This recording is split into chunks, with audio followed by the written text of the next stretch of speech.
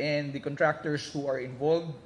This involved cases of malversation under Article 217 of the Revised Penal Code, falsification of by public officers under Article 171 of the RPC, perjury under 1A3 and RPC, and Section 3E of the Republic Act 3019. Tulad po ng binanggit ni Acting Secretary of Justice Eric Vida, ito po ay simula pa lamang ng investigasyon o pagsusuri na ginagawa ng department patungkol sa mga kaso na involving dun sa flood control. Ang ginagawa natin ngayon, kung saan yung mga mayroong ng ebidensyang malinaw na maaari na nating isampa at magsimula na ang preliminary investigation, ay ginagawa na po natin. Hindi po nangangahulugan na dito po nagtatapos, ito po ay marami pang kasunod. Kaya lang, meron po tayong sinasabing proseso nga na kailangan sundin, na kung saan siguraduhin natin at tiyakin natin na merong ebidensya bago tayo magsampa ng kaso. Ayon din po ito sa mga panuntunan namin sa Department of Justice. Now, with the turnover of these cases, we will just await instructions from the Office of the Ombudsman as to whether or not we can proceed with the preliminary investigation of these cases after the evaluation by the Office of the Ombudsman. Maraming salamat po sa inyo lahat.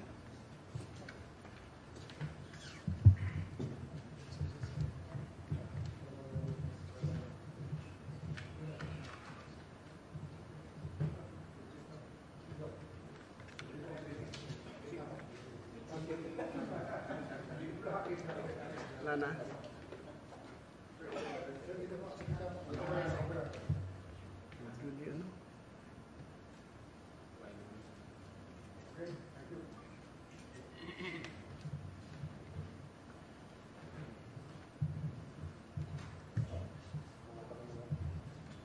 Okay, baka meron kayo mga katanungan at sisikapin kong sagutin lahat ng mga tanong nyo tungkol dito.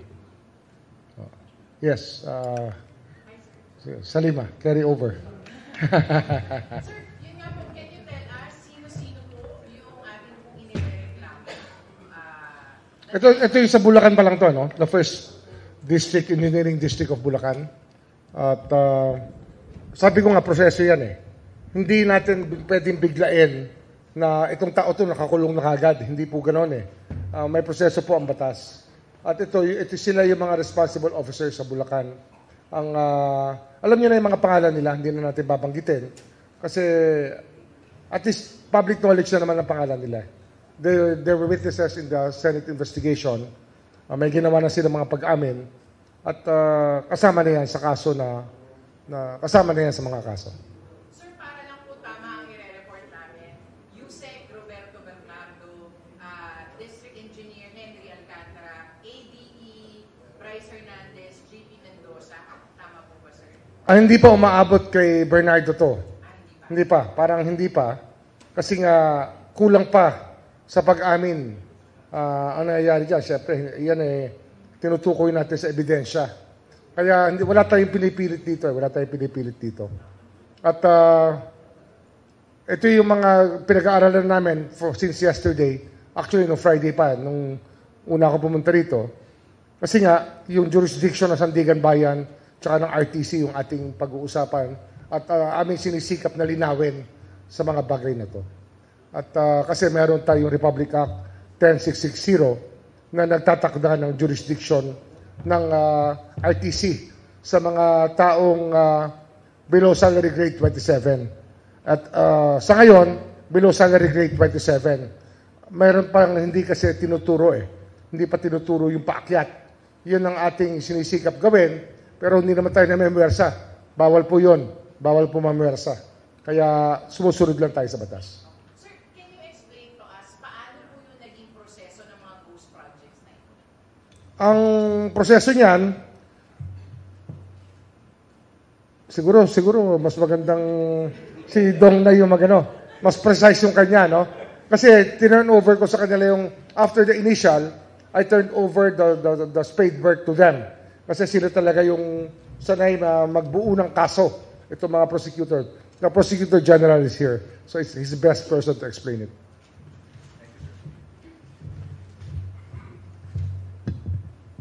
Doon po sa tanong ninyo, no, kung paano yung proseso.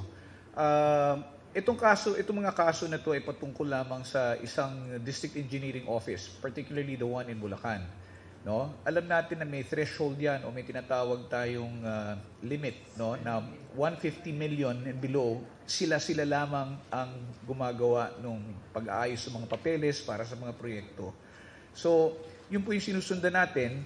Gusto nating makita at gusto nating ipakita na yung mga alituntunin na dapat sundin sa pagproseso ng isang project, no, ay hindi nasunod.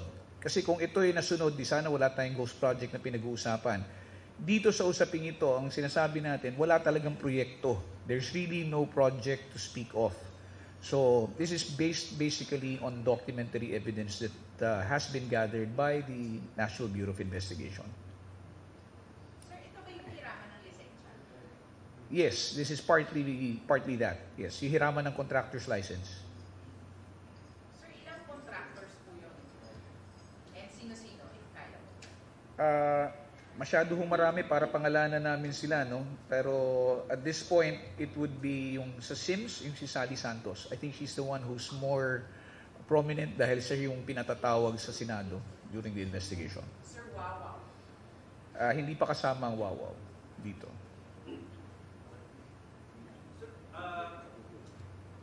Paano ba namin sasabihin ito? File ito ba ito ng cases galing from DOJ to Ombudsman, complaint from DOJ to Ombudsman, o ang appeal turnover of documents, ang paano namin?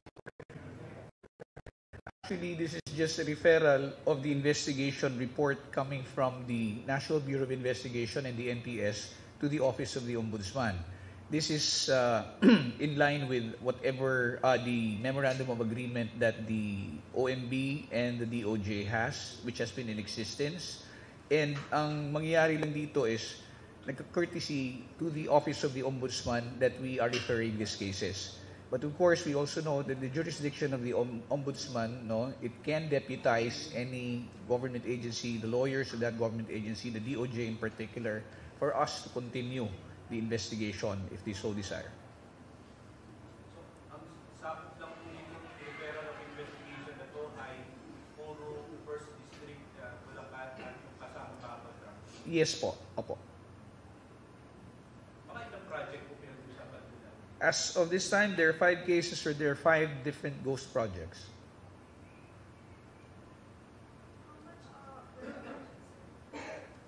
Well, ang alam lang namin dito is ito'y pasok dun sa threshold na 150 million and below. But we cannot give the exact details of each particular project, no? We'll have to look at it on a case-to-case basis. Nabanggit po kanina ni Ombudsman na mga taga-district engineering at contractors. So sa ngayon, doon muna po iikot kung ano, yung referral po ng investigation, wala pa dito involved na mga legislators dito sa... Wala pa po kasi bawat proyekto po, no, depende yan sa threshold niya. Pag sinabi nating 150 million and below, this is just a district office. Kapag ito yung umakyat na ng above 150, tapos may certain threshold siya regional before it goes to the central office. Now, itong inimbestigahan, itong subject nito mga kaso na ito, ay mga kaso doon lamang sa distrito. So, ang involved dito, since sila lang naman ang uma-action dito sa mga projects o may control sa mga dokumento at proseso nitong proyekto na ito, ay yung mga district officials, district engineers, assistant district engineers, project managers, yun lamang po. At kung sino man yung contractor na katuwang nila dito sa mga flood control projects. Last na lang po siguro sa part 1. A few weeks ago, yung DPWH at yung COA, may referral din po sila for investigation dito sa Ombudsman. Pwede po ba sasamahin po ba yun o paano po mangyayari Ombudsman doon sa Ibiras? Yung DPWH po, pati yung Commission on Audit, nagpasa rin po sila ng mga audit reports, pati na rin ng recommendation of filing of cases against sa taga-Bulacan District at saka yung mga contractors. tapos meron din po dito yung DOJ. Ano po tayo, consolidate na lang po ba yung mga investigation? Ano yan eh? Masalimuot kasi yung dami ng kaso rito. Ang pinag-uusapan natin dito is hundreds of projects. At hindi lang naman, ito lang kasi low-hanging fruit to. We call this the open and shut cases. Ayun ang tingin namin, open and shut cases, kasi ghost eh. Wala talaga nangyari, lumabas talaga ang pera, meron nakatanggap ng pera, at wala namang lumabas na project. So, low-hanging fruit, ika nga. Pero marami pa yan. Ito'y simula lang ng proseso. Kasi nga, we have to start somewhere. Kailangan may pera tayo pagsimulan. At kung titingnan natin, marami pa tayong dadaanin, kinakalap na kaso na meron pong pataas, paakyat talaga lahat sila. Ito lang kasi, ito yung talagang mabilis to eh. Mabilis itong pwedeng gampanan. Mabilis itong pwedeng matapos, kumbaga. Pero, tinatrabaho namin sabay-sabay pa yung iba pang mga kaso. At tuloy-tuloy pa rin ang pag-aaral ng DOJ dito. Sapagkat sa pag-uusap namin ng ating officer in charge, ang ating SOJ ngayon, si Eric Vida, at the Prosecutor General, tutulong pa rin sila sa amin kasama ng NBI na examinin lahat ng mga bagay dito. Katulong din namin ng AMLA, meron pa kaming malalaking kaso na hinahanda at may mga pumasok lang na impormasyon ngayong araw tungkol sa records ng AMLA na mainit pa nung nakita ko kanina. So ito simula pa lang ho. The next few weeks we'll be doing this more often. Kasi nga ano to eh, kailangan talagang mangyari na ang dapat mangyari. At ang isang issue rito na lalabas pagkatapos na mahabang naging usapin sa Senado, yung restitution at retribution. Yan po ay pag-uusapan sa korte na. Hindi ho namin pwedeng desisyonan yan o hindi po namin dinidesisyonan ng ganun-ganun lang. Sa pre-trial po, pwede ho mangyari yan na magkasulian ng pera at magkaroon po ng, ewan ko lang kung gusto nila mag-plea bargain, yan po ay choice ng mga isasakdal natin.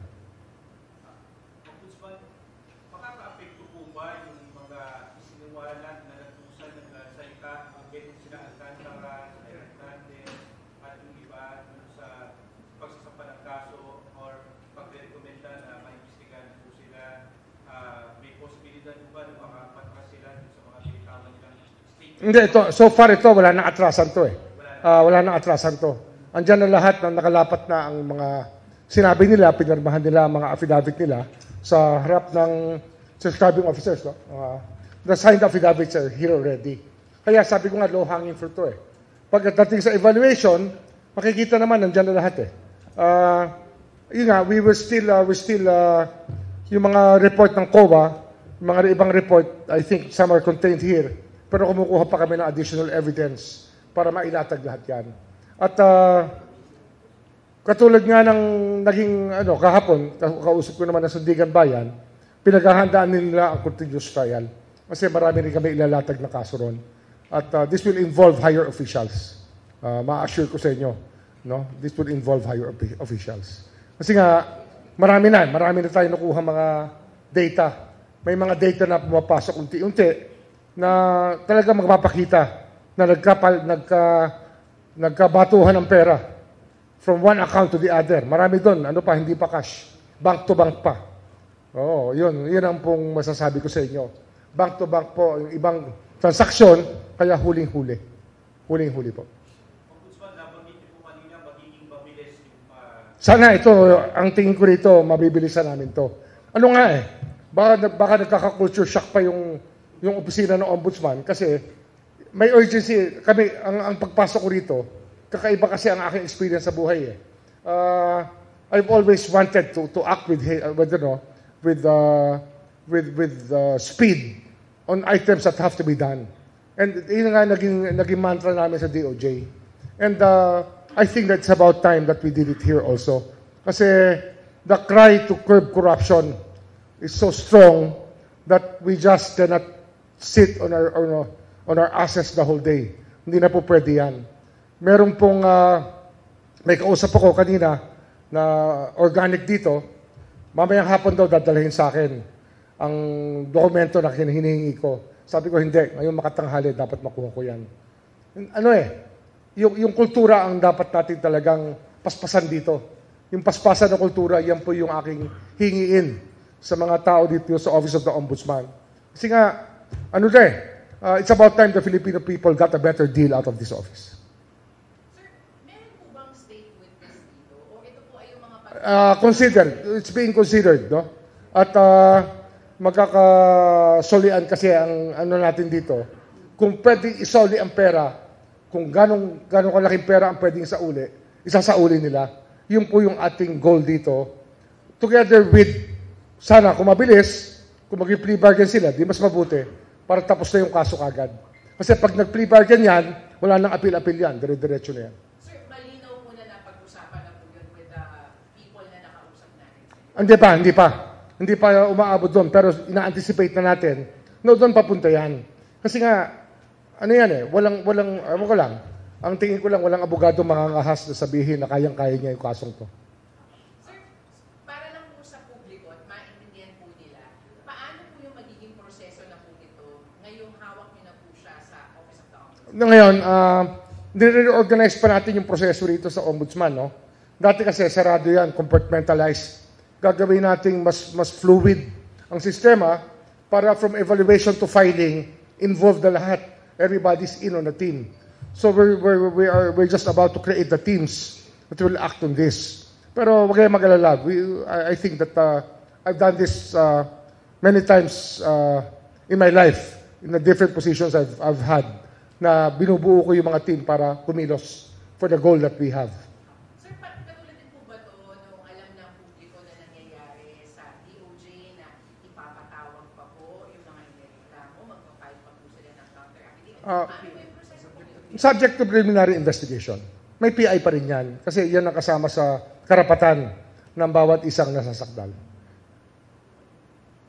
Ombudsman, given po dun sa photosolis ng documents na meron kayo na hindi naman natin pinapuntahan magiging resulta, initially appreciation niyo po sa mga documents na nakikita niyo? It can stand already in court. Kaya lang, ang gusto talaga natin, talagang lubos-lubusin na para pag-file, continuous trial, latag lahat para for the record, tapos na kagad.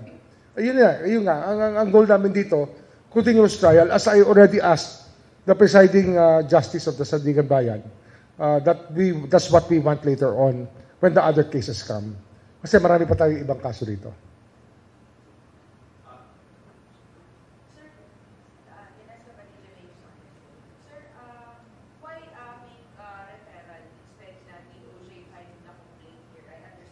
Hindi, yun talaga yung sistema eh. That's how it works eh. Kasi ang talagang mandate na sa Office of the Ombudsman, they only act on the direction of the Office of the Ombudsman following the Memorandum of Agreement and the mandate of the Ombudsman to be the one to run after grafters. Sir, since you oversaw the preparation of the case, how long will the Ombudsman evaluation? Well, hopefully 10 working days would be sufficient to do it sa evaluation, baka less pa sa evaluation. Yung PI yung medyo kailangan nating yung proseso na tupadin natin. Basic rights yan ng kahit sinong accused sa crime. Okay?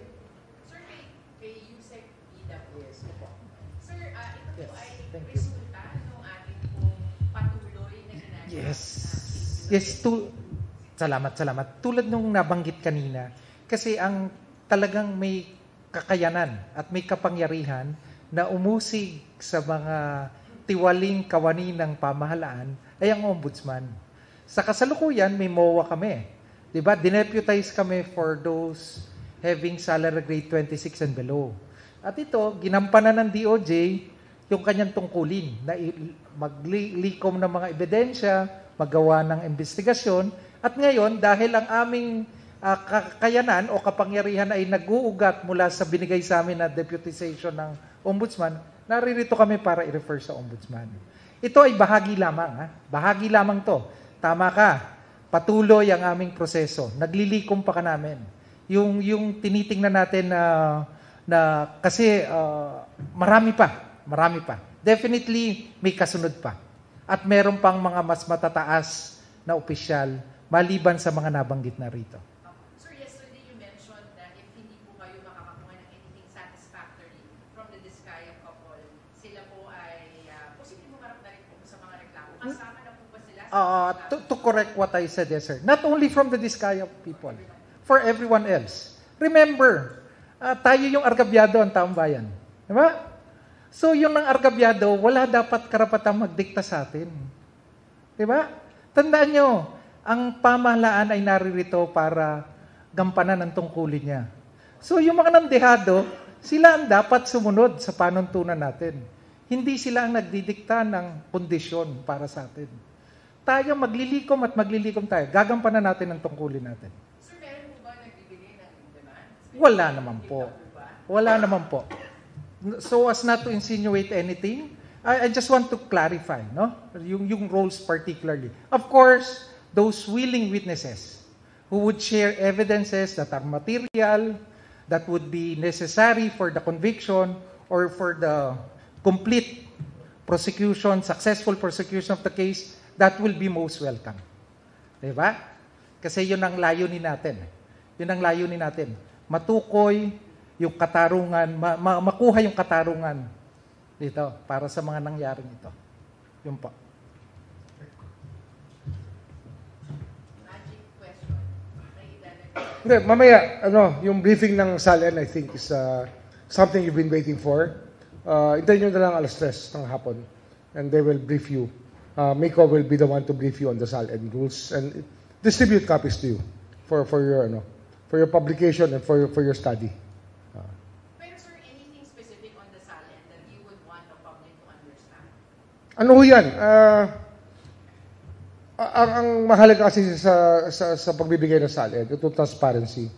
Pero hindi dapat dito responsible rin yung kukuha ng information. Hindi naman pwedeng inaabuso natin yung impormasyon na binibigay natin. Dapat may purpose talaga yan. It's a tool for accountability. That's what it is. Sir, for example, kami po ay part of our reports, naglabas po kami. But yung report po namin ay ginamit ng blogger or somebody na iba naman po yung intensyon.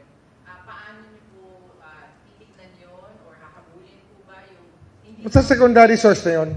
Secondary source na yun. And they're responsible for everything they say. Okay lang yun. Wala namang problema yun eh. Kasi you're reporting as it is eh. Diba? Kayo ang primary eh.